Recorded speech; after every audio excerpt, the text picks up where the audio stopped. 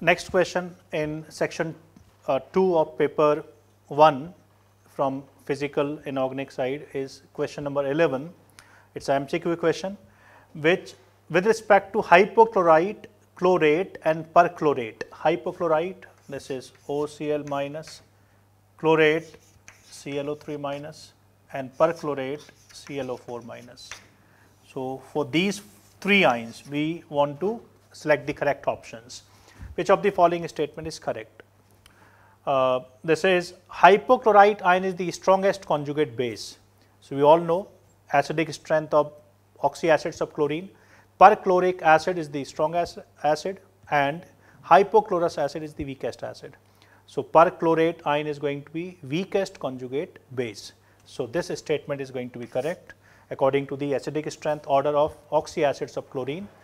Hypochlorous acid is the weakest acid, so hypochlorite is going to be strongest conjugate base. The molecular shape of only chlorate ion is influenced by lone pair. Since in hypochlorite the shape is going to be linear, so lone pair won't affect the geometry. In perchlorate the shape is going to be perfect tetrahedral, so this is perchlorate ion. Lone pair will not be affecting the geometry. So in hypochlorite only two atoms are there, it has to be linear. In perchlorate it's going to be perfect tetrahedral. So lone pair is going to have the influence in the shape only in case of chlorate ion. So chlorate wale case mein we will be having a lone pair, and this is the situation. So lone pair is going to distort the bond angles also. So molecular shape of only chlorate ion is influenced by the lone pair of electrons of chlorine. So it should be correct statement. Lone pair is going to have effect on the shape of the molecule. Hypochlorite and chlorate ions disproportionate to give rise to identical set of ions. It's a very good option. अगर मैं disproportionation की बात करता हूँ तो we know that hypochlorite ion undergo disproportionation into chloride and chlorate, and chlorate undergo disproportionation on heating at around 400 degrees centigrade to produce chloride and perchlorate. Though this reaction thermodynamically is feasible, but under normal temperatures this reaction has very slow rate of reaction. It's not going to take place as such. Chlorate का disproportionation chloride or perchlorate में that can take place at very high temperature. So hypochlorite and chlorate ions disproportionate to give rise to identical set of ions. So I would say this is incorrect because this is giving us chloride and chlorate on disproportionation is giving us chloride and perchlorate also. So as such, since disproportionation of chlorate is difficult, chemical kinetics wise it's difficult, that's why we have to increase the temperature at 400 degrees centigrade to 400 degrees centigrade so that disproportionation of chlorate can take place. But hypochlorite disproportionation can take place at around 75 degrees centigrade temperature. So this hypochlorite on disproportionation will be giving us these ions, though this can also further undergo disproportionation to produce this. So if let us say this statement is going to be ambiguous in the sense कि chlorate जो है that can further undergo disproportionation to give chloride and perchlorate also. So if let us say chlorate का disproportionation is also considered, in that case chloride and perchlorate will be obtained from hypochlorite का disproportionation, and we will be getting chloride and perchlorate from chlorate का disproportionation. But since this reaction further disproportionation of chlorate is not that favorable, so that way I am not giving this as an answer, but there can be, it can also be given as one of the answer because disproportionation of chlorate can also take place. But I think A and B will be better options. C we can let us say we will not be giving this as answer, and D, the hypochlorite ion oxidizes the sulfite ion. That is very much possible. Hypochlorite is a very good oxidizing agent, so it is going to oxidize sulfide into sulfate. So D will be correct answer. So I can say this is a bit ambiguous question because this disproportionation will take place, and this can further undergo disproportionation to produce chloride and perchlorate. So some maybe the answer can be A, B, D, or it can be A, B, C, D also. So I am saying the answer can be A, B, D. I will prefer this, but the answer can be A, B, C, D also, because C is partially correct, or C can also be considered to be correct. So it's a bit confusing, and since it's involving too many facts, it's a tough question from halogen family. Okay. Next question, question number 12 in section 2 of paper 1. It's a multiple correct question. It's from solid state. The cubic unit cell structure of a compound containing cation M, which is a solid dot, and anion X, which is a circle, is shown in the figure. When the compound, compared to the anion, cation has a smaller ionic radii. Okay. Choose the correct statements based on the shape given to us. The empirical formula of the compound is, so in this unit cell we can see that the cations are at two phase centers. So effective number of cation in one unit cell, half from this, half from this. So it is going to become 1. And the anions are at the edge center. 1/4 of the anion is going to be in one unit cell.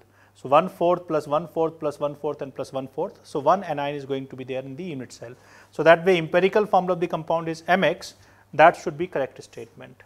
तो ये सही statement हो जाएगा, because one cation and one anion is going to be there in unit cell. B option, the cation M and anion X have different coordination geometries, or we can say different coordination numbers. So to calculate coordination number of this cation, these 4 anions will be touching this cation, we can say. These are close neighbors of this cation, and from the next unit cell, next cubical unit cell, 4 further anions will be touching this cation. So we can say coordination number of this cation is going to be 8. 8 is the coordination number of this cation. And to calculate the coordination number of any anion, we can say, let's say this anion is going to be touched by these 2 cations, and there will be 2 cations from a cube above it. So 2 plus 2, 4, and 2 cations will be from a cube which is going to be in front of this cube, and a cube going to be above this cube. So that way this anion will be touched by 8 cations also. So coordination number of anion is also going to be 8, coordination number of cation is also going to be 8. So cation M and the anion X has different coordination geometries. That will not be true, because both will be 8:8 coordination number compound, or the compound is going to be 8:8 coordination number. So that way B is going to be incorrect. It's going to have same coordination number, same coordination geometries. And in these coordination geometries, we can say that the coordination, we can see that the coordination number of cation is equal to 8. And we can say that the cation is present in the cubical void created by anions. So cubical void में ये cation अपन मान सकते हैं. So B is going to be incorrect, because different word is being used. C, the ratio of the mx bond length to the cubic unit cell length is equal to this. mx bond length, अगर मैं ये मान लेता हूँ कि mx bond length is equal to L, and this unit cell edge length is equal to A, तो अगर मैं A और X में रिलेशन कैलकुलेट करूँगा, तो उस केस में मुझे ये करना पड़ेगा कि इस एज सेंटर से I will have to move to this edge centre. Edge centre to edge centre distance is going to be A/2 का √2 times, and from this we will be moving to this face centre. So यहाँ तक का जो distance होगा, this is going to be A/2. So this is going to be A/2. उस case में अगर हम कैलकुलेट करते हैं कि L, so this square plus A/2 का square should be equal to L square. Edge center to edge center, and then from this edge center we will be moving to the face center. So these two lines will be at 90-degree angle. So this is going to be the relation. ये अपने पास relation आ जाएगा. एक edge center से दूसरे edge center की distance इस cube में भी हम visualize कर सकते हैं. This is going to one edge center to that edge center. This distance is what? A/2 into √2, and then this is the face center distance. So A और L के बीच में जो relation होगा, that will be calculated using this formula. So this is coming out to be A²/2 plus A²/4 is equal to L square. So the ratio of this L is to A. This is what we want to calculate. So that ratio is coming out to be, it will be equal to this only, because we can calculate this is 3A²/4 is equal to L square, So L by A is equal to root 3 by 2. Root 3 by 2 is going to be 0.866. That is correct. D, the ratio of the ionic radii of the cation M to anion X is 0.414. This would have been true if the cation is present in the octahedral void, but we already have concluded that the cation as such is present in the cubical void. So ratio should have been 0.732. So that way this is going to be incorrect option. So correct options to this particular question will be A and C. So it's a very good question from solid state. It's a tough level question. We have to analyze all these things. We have to do these calculations. It's a tough question from solid state. Okay. Next, we will be discussing 5 questions in section 3 of physical and inorganic chemistry in paper 1. These 5 questions are of numerical response type questions. So answer is going to be any numerical value up to 2 places of decimal. So this 13th question from physical chemistry, 5 ml of 0.1 molar oxalic acid solution taken in a conical flask is titrated against NaOH. It's an acid based titration from a burette using phenolphthalein as indicator. Phenolphthalein is going to change the color when both the H plus ions of oxalic acid will be neutralized by NaOH. So the volume of NaOH required for the appearance of permanent faint pink color is tabulated.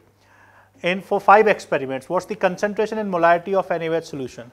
So these 5 experiments are given. In the first experiment, we are using 12.5 ml of NaOH, second 10.5, and third 9, fourth 9, fifth 9. So we can say these 2 experiments are as such the, let's say these are giving us some errors definitely. So initially we are getting some idea what is going to be the correct volume of NaOH required. So let's say we can say in laboratory also we do this type of thing कि पहले 2 end points जो होंगे वो थोड़ा सा rough होगा, लेकिन जो आगे के end points आ रहे हैं these are coming out to be accurate. That means कि 9 ml volume of NaOH is required. Now we want to calculate the molarity. NaOH का जो valency factor होगा that is going to be 1. Oxalic acid के लिए valency factor is going to be 2. So milliequivalents of an oxalic acid, that is 5 into 2 into 0.1 should be equal to 1 into molarity of NaOH into 9 ml. So milliequivalents of oxalic acid is equal to milliequivalents of NaOH. So it's a question from, we can say ki it's acid based titration, it's a question from titration. So molarity is coming out to be, this is 1 upon 9 molar, that is 0.11 molar. So correct answer should be 0.11 molar. It's a moderate level question, experiment पे based भी होगा और साथ में equivalent concept का अपन को use करना है, acid based titration का use करना है. Next question from section 3, 14th question. Consider this reaction. A is in equilibrium with B at 1000 Kelvin. At time T dash, the temperature of system was increased to 2000 Kelvin.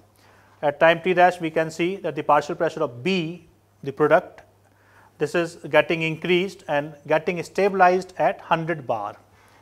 So throughout this experiment, the partial pressure of A is maintained at 1 bar. Given below is the plot of the partial pressure of B with the time. So in this reaction, what is going to be K equilibrium? K equilibrium, Kp is going to be partial pressure of B upon partial pressure of A. Now we are keeping the partial pressure of A to be equal to 1. So whatever is the value of partial pressure of B, that is going to be equilibrium constant. So at 1000 Kelvin, the equilibrium constant is 10. And at 2000 Kelvin, at T dash, we have increased the temperature to 2000 Kelvin. The partial pressure of B has become stabilized at 100 bar.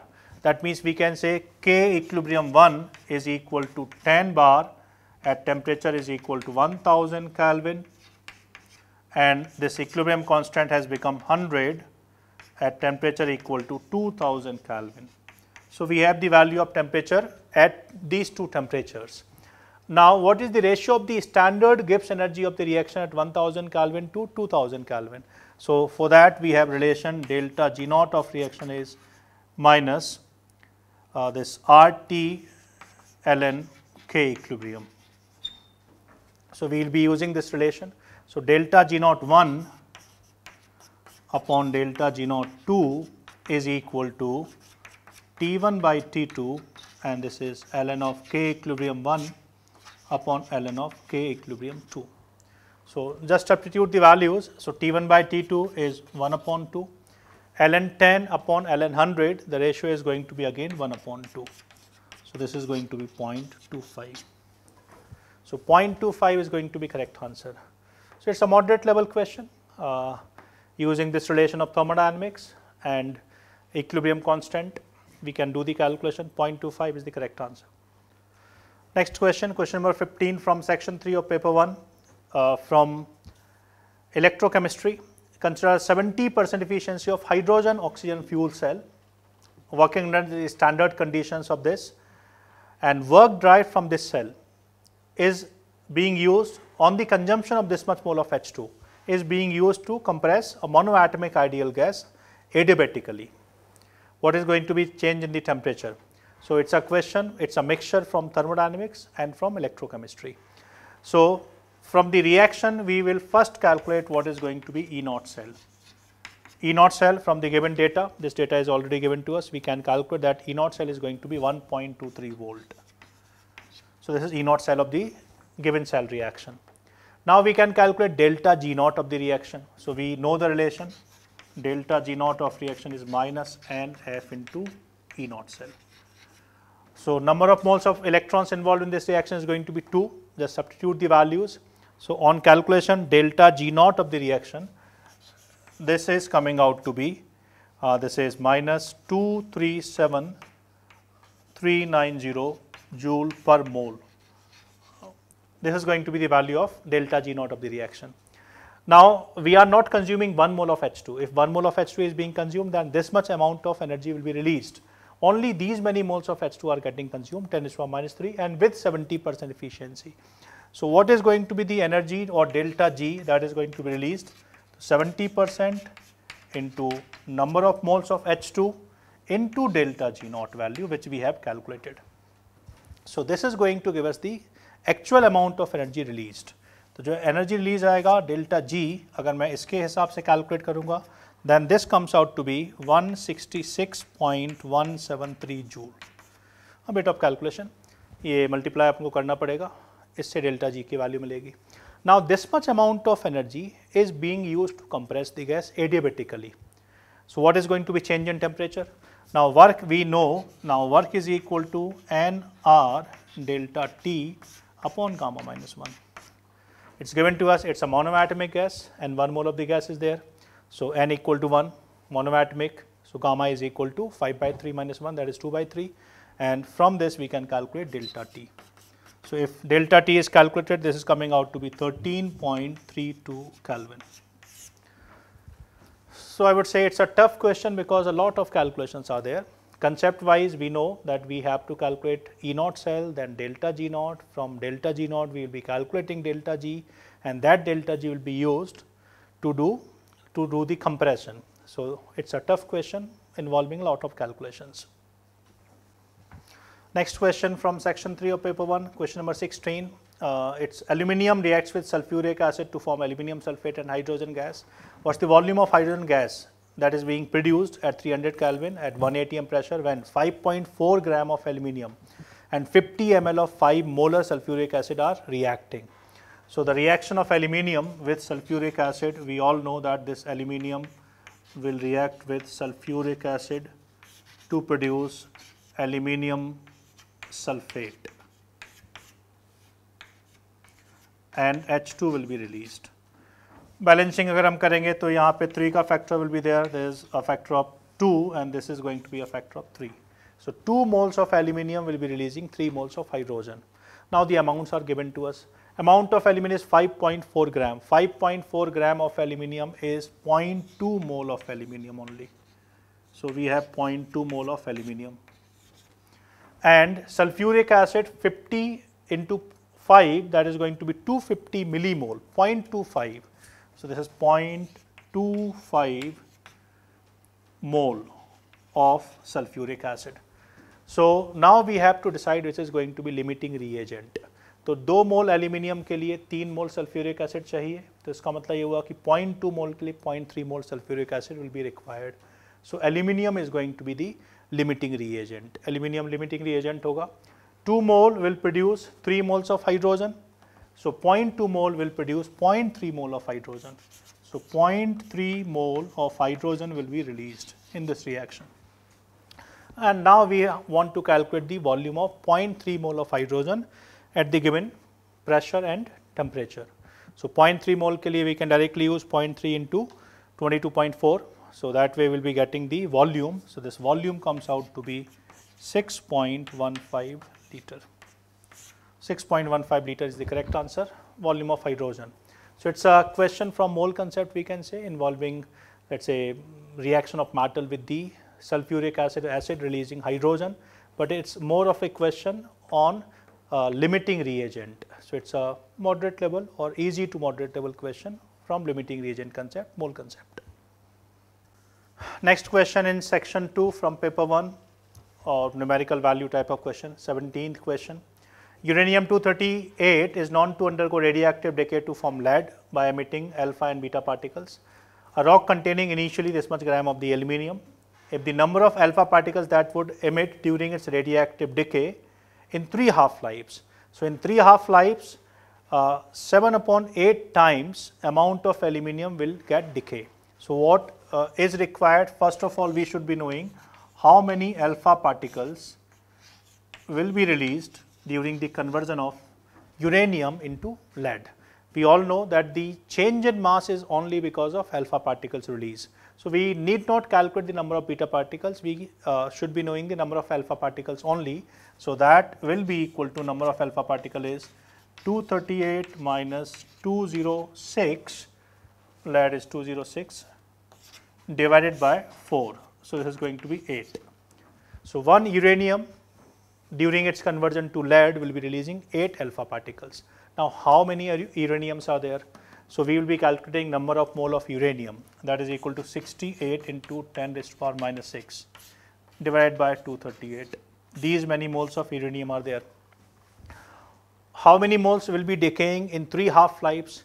So 7/8 times these moles will decay in 3 half-lives. How many alpha particles will be released? Into 8. So these many alpha particles will get released. Now this is the number of alpha particles, mole of alpha particles, and we want to calculate the number of alpha particles. So this mole should be multiplied with Avogadro number.